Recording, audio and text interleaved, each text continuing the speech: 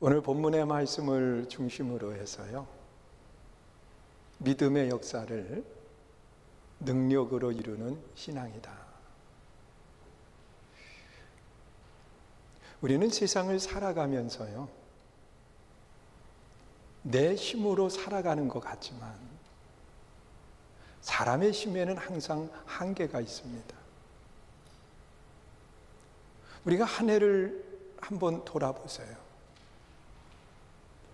내 힘으로 하려고 때로는 발버둥을 치고 애를 썼지만 과연 그 일들을 내 힘만 가지고 이룬 것이 얼마나 돼요? 우리가 예수님을 믿는 신앙의 목적은요, 내 힘으로 이룰 수 없기 때문에 하나님 앞에 내 모든 것을 내어놓게 되고, 그리고 하나님의 은혜 가운데 우리는 그 일들을 이루어가고 승리하면서 살아가는 겁니다. 그리고 또한 하나님께서 우리들에게 원하시는 신앙의 삶이 있는데요, 그것은 하나님이 맡긴 사명들을 잘 감당하면서 생활하기를 원한다는 거예요. 여러분, 이 땅에는요, 사명 없이 온 사람은 아무도 없어요. 그 말은 사명이 없는 사람들은 아무도 없다는 거예요. 우리는 내게 맡겨주신 그 믿음의 사명을 잘 알고 그 사명을 위해서 우리가 힘을 써야 돼요. 우리 한번 생각해 봐요. 어느 회사를 경영하는 한 분이요, 직원들을 채용을 합니다. 그런데 이 직원들을 채용을 할 때 인물 좋다고 해서 직원을 뽑습니까? 아니면 세상적인 조건이 좋다고 해서 무조건 뽑느냐는 거예요. 아니에요. 그 회사의 목적에 맞는 사람들을 뽑게 돼요. 그리고 그 사람에게 그 일을 감당할 수 있도록 훈련을 하게 됩니다. 그리고 난 뒤에 그 자리에 그분을 있게 하는 거예요. 여러분, 하나님께서도 우리를 이 땅에 보내실 때 그냥 보낸 것이 아니라 모두에게 사명들을 주셔서 그 사명을 감당할 수 있도록 훈련하시고, 그리고 또한 그 일을 잘 이룰 수 있도록 하나님이 능력 가운데 함께 하시는 거예요.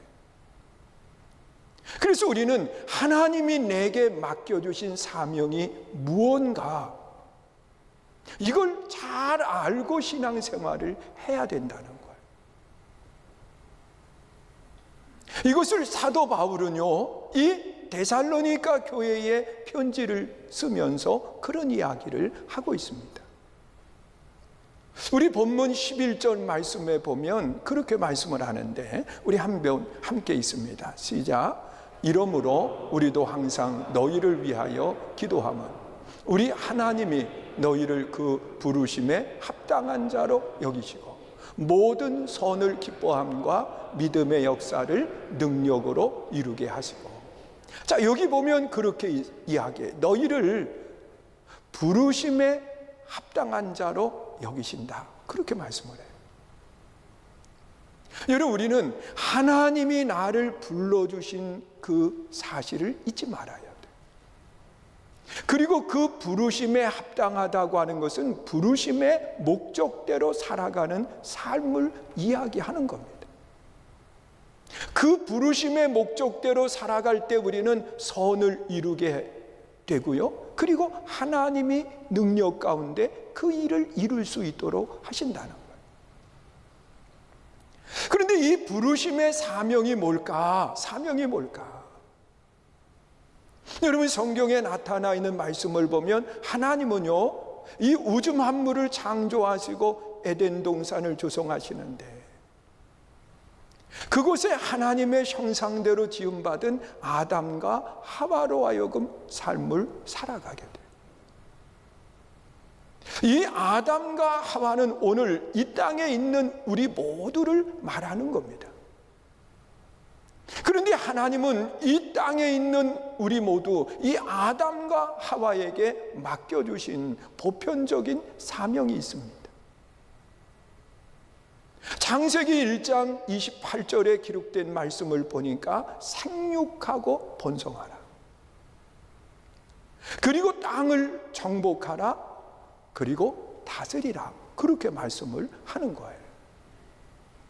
여러분, 생육하고 번성하라고 하는 그 말씀을 하시는데, 이 번성이라고 하는 뜻을 보면 숫자적으로 더하는 것을 말하고 있어요. 그리고 또한 생육하고 번성한다고 하는 것은 강한 민족을 의미하고 있어요.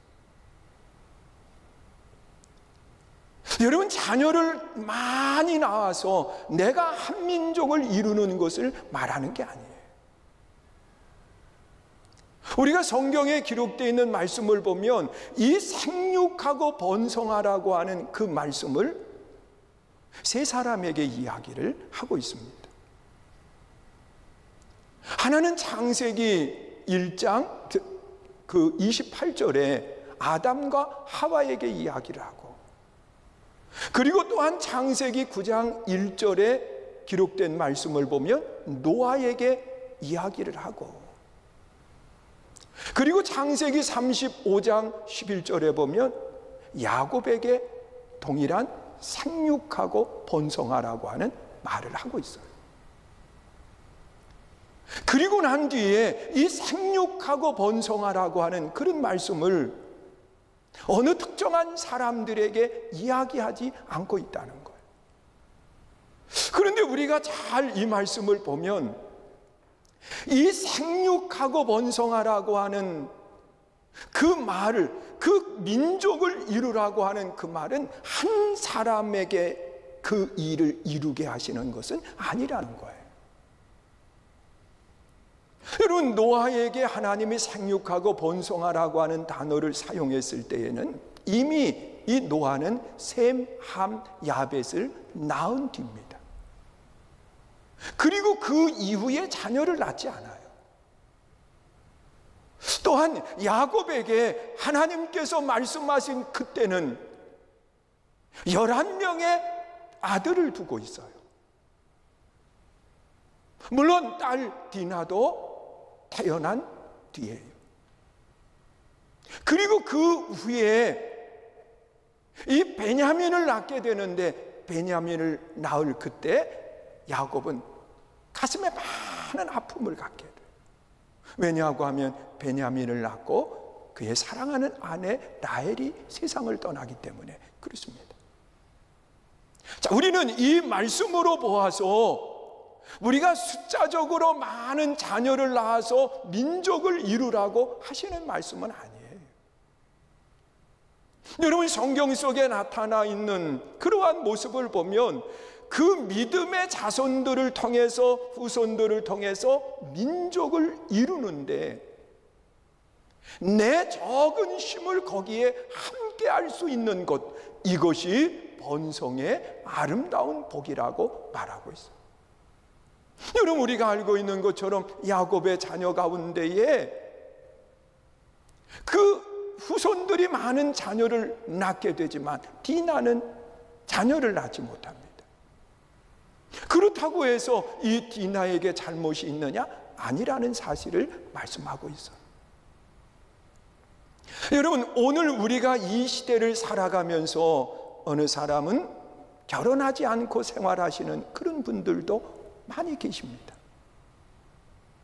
그것은 죄가 아니에요.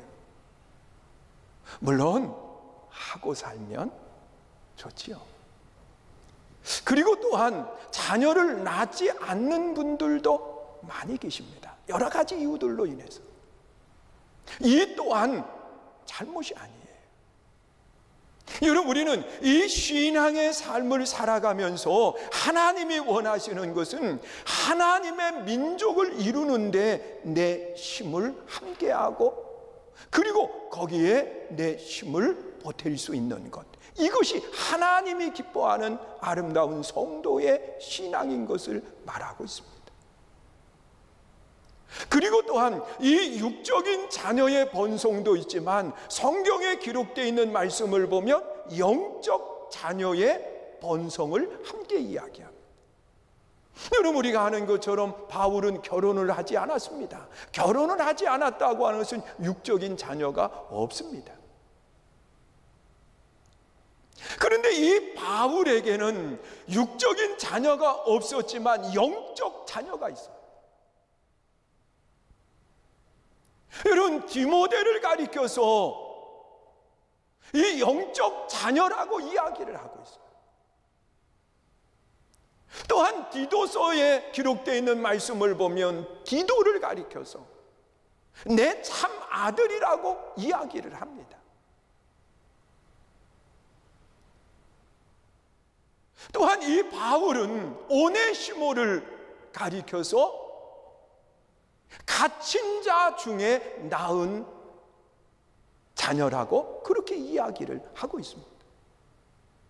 여러분, 바울은 이 육적인 자녀가 없는 대신에 영적 자녀를 두고 그리고 믿음의 민족을 형성하게 하는 아름다운 모습을 찾아보게. 여러분, 우리는 하나님의 나라를 이루게 하고 하나님의 민족을 이루게 하는 데 있어서 내가 기여할 수 있는 아름다운 신앙의 모습이 내 안에 있어야 해. 이것이 생육하고 번성의 아름다운 신앙의 모습을 갖는 겁니다. 그리고 또한 이 땅을 정복하라고 그렇게 말씀을 해요. 여러분, 우리가 아는 것처럼 정복이라고 하는 단어는요, 전쟁의 용어입니다. 전투의 용어입니다. 그런데 이 전쟁을 할 때 어느 사람이 땅을 대상으로 그 전쟁을 하겠어요? 물론 땅을 빼앗기 위한 전쟁을 하지만 사람을 대상으로 하는 겁니다. 그런데 하나님은 이 땅을 정복하라고 하시면서 땅의 전쟁을 이야기하고 있습니다. 그러면 오늘 우리가 신앙생활을 하면서 이 말은 그냥 땅을 빼앗으라고 하나님이 하신 말씀일까? 아니에요. 여러분, 이 땅의 삶을 살아가는 수많은 사람들이 땅에 무엇을 부여하느냐? 영성을 부여해서 땅을 섬기는 사람들이 이 땅에 얼마나 많은지. 애굽의 바로 왕도 이 땅에 영성을 부여해서 땅을 섬겼던 그런 모습들을 찾아보게 돼요. 하나님은 이것에 대한 심판을 하시죠. 여러분, 우리도 예외는 아닙니다. 여러분, 큰 산에 영성을 부여해서 그 산을 섬기는 사람들이 우리나라에 참으로 많이 있습니다. 가장 높은 산을 숭배하는 그런 모습들도 있지. 여러분, 우리는 땅은 정복하는 거지 땅은 섬김의 대상이 아니라고 하는 사실을 말씀하고 있는. 그리고 또한 다스리라고 말하고 있습니다. 지난주에도 그런 말씀을 드렸지만 다스림이라고 하는 것은 통치가 아닙니다. 지배가 아닙니다. 더 아름다움으로 만들어갈 수 있는 것이 다스림이 돼야 된다고 말씀하는 겁니다. 여러분, 하나님이 창조하신 이 세상을 내 손으로 지배하고 내가 통치하려고 생각하면 안 돼. 다스림을 통해서 하나님이 보시기에 쉼이 좋은 이곳을 더 아름다운 곳으로 만들어 갈 수 있는 것, 이것이 다스림을 갖는 신앙인의 모습인 거예요. 여러분, 이 땅도 또한 우리가 살고 있는 이 모든 것들도요, 하나님이 우리에게 맡겨주신 다스림의 대상입니다. 우리는 항상 내 것으로 소유하고 지배하려고 하는 것이 아니라, 저도 이 메타버스를 통해서 이 교회도 이제 앞으로 복음을 전할 수 있는 하나의 매체가 되어야 된다, 그렇게 이야기를 해서, 이 메타버스가 뭔가, 매일 타는 버스를 메타버스라고 그래나. 여러분, 메타라고 하는 것은 가상의 세계를 이야기하잖아요. 초월적인 세계를 이야기해요. 그리고 버스는 유니버스라고 하는 우주를 뜻하고 있는 거예요. 그 가상의 세계 속에 우주를 놓고서는 그 안에서 사람들을 만나기도 하고 또 사람들에게 물건을 팔기도 하고, 자, 이런 것을 이 메타버스라고 하는 가상의 세계 속에서 지금 하고 있어요. 여러분, 앞으로는 이제 성지순례도 이 가상의 세계 속에 들어가 가지고 내가 만져보기도 하고 들어가 보기도 하고 확인하기도 하고, 그러면서 그 가지 않고도 그 속에서 다 함께 할 수 있는 모습을 갖게 된다는 거예요. 여러분, 우리는 하나님이 주신 이런 아름다운 매체를 통해서 복음을 전하는데 내가 기여할 수 있다고 하면 이보다 더 아름다운 모습이 어디 있어요? 모든 사람에게로 가야 된다는 거예요. 그래서 그들에게 가르쳐서 그들로 하여금 제자 되게 하는 것이 우리들의 사명인데, 가르치려고 하면 내가 가르칠 수 있는 역량이 갖추어져 있어야 돼. 이것이 하나님이 우리에게 맡겨주신 믿음의 사명을 감당하는 아름다운 모습이라고 이야기하고 있어요. 이것은 하나님께서 모든 사람에게 맡겨주신 사명일 뿐만 아니라 믿음의 사람들에게 맡겨주신 사명이기도 하고, 우리 각자에게도 맡겨주신 나만의 독특한 사명들이 다 있어요. 미국에서 영향력을 끼치는 한 사람이 있는데, 오프라 윈프리라고 하는 한 여인이에요. 그분이 그런 이야기를 했더라고요. 내게 많은 물질을 주었다고 하면 이걸 축복이라고 생각하지 말라는 거예요. 그것은 내게 준 사명이다. 여러분, 우리는 이 물질이 내게 주어졌을 때 이것을 축복으로 알고 누리려고만 하지 말라는 거예요. 그걸 가지고 많은 사람들에게 나누고 함께 할 수 있는 사명으로 받아들이라고 그렇게 이야기를 해요. 그리고 육신의 고통, 질병을 가지고 있는 사람도 이것을 내 삶의 고통이라고 생각하지 말고 그것을 사명이라고 생각하라는 거예요. 내가 고통을 당하고 나니까 그 다음에 더 아픔을 당한 사람들을 위로할 수 있고 그들의 아픔을 함께 어루만져 줄 수 있다는 거예요.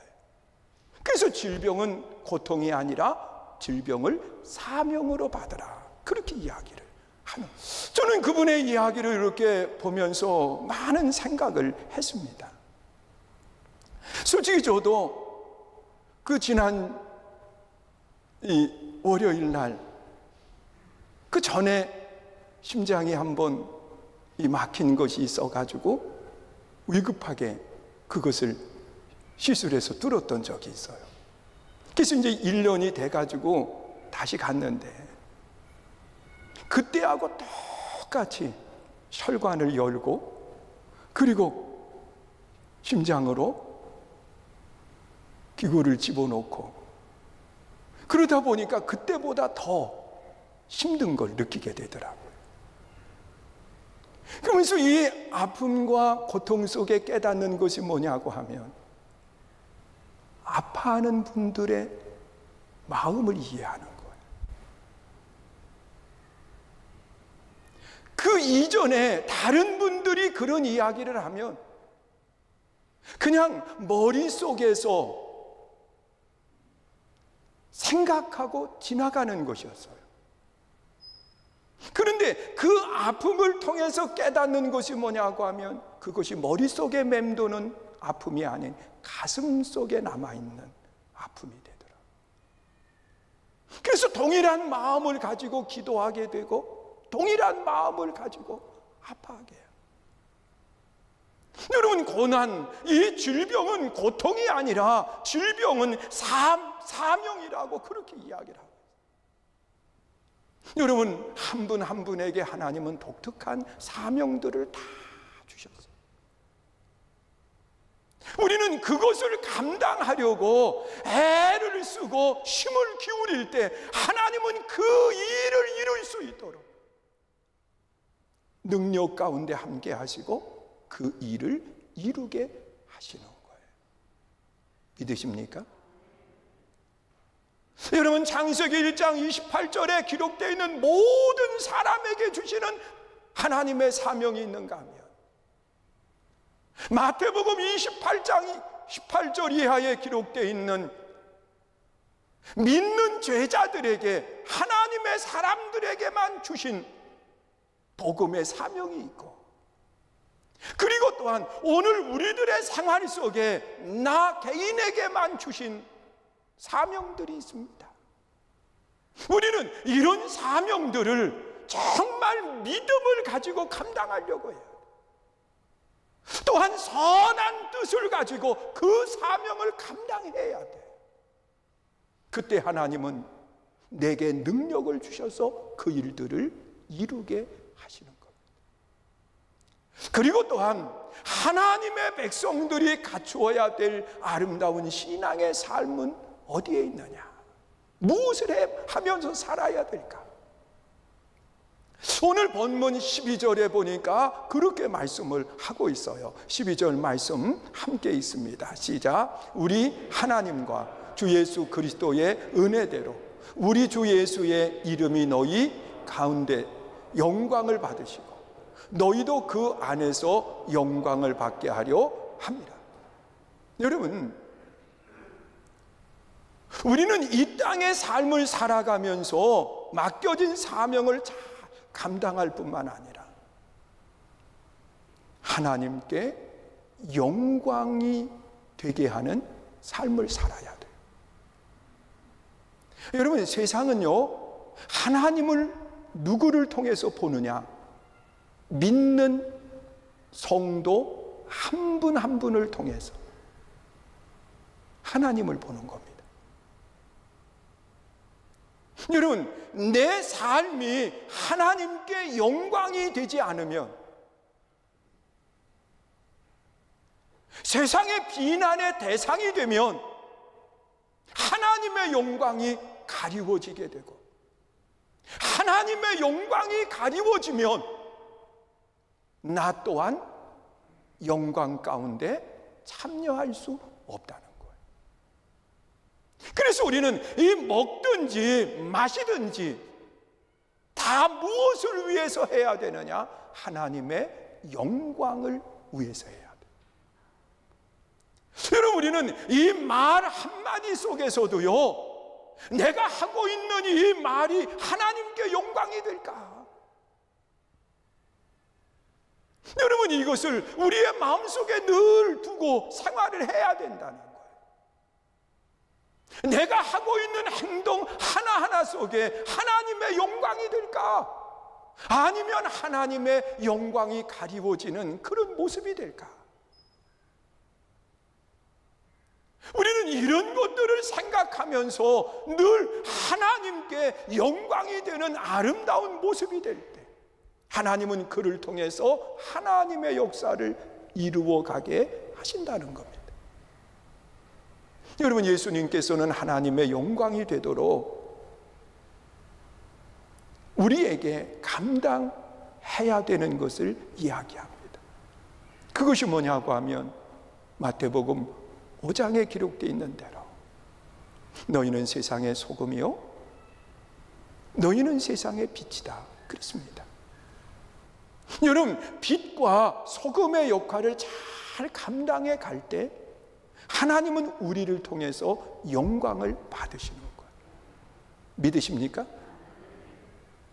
그런데 그런데 이 소금도 그렇고 빛도 그렇고 자신을 희생하지 않으면 절대로 맛을 낼 수도 없고 빛을 발할 수도 없다는 거예요.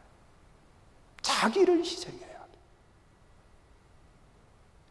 여러분, 하나님의 영광을 드러내기 위해서 내 자신을 희생하고 내 자신을 하나님께 내려놓을 수 있어야 돼요. 그때 하나님은 내게 능력을 베풀어 주시고 그 능력 가운데 그 일을 이루게 하십니다. 사랑하는 성도 여러분, 오늘 우리는 다시 이 말씀을 생각해 보세요. 하나님은 사명을 감당해 갈 때 능력으로 함께 하십니다. 하나님은 하나님께 영광이 되게 할 때 하나님은 능력 가운데 함께 하십니다. 자, 이 사실을 기억하시면서 우리 한 해를 마치는 마지막 12월, 하나님이 가장 기뻐하는 성도의 삶을 살아가는 믿음의 복된 삶이 되시기를 주의 이름으로 축원합니다.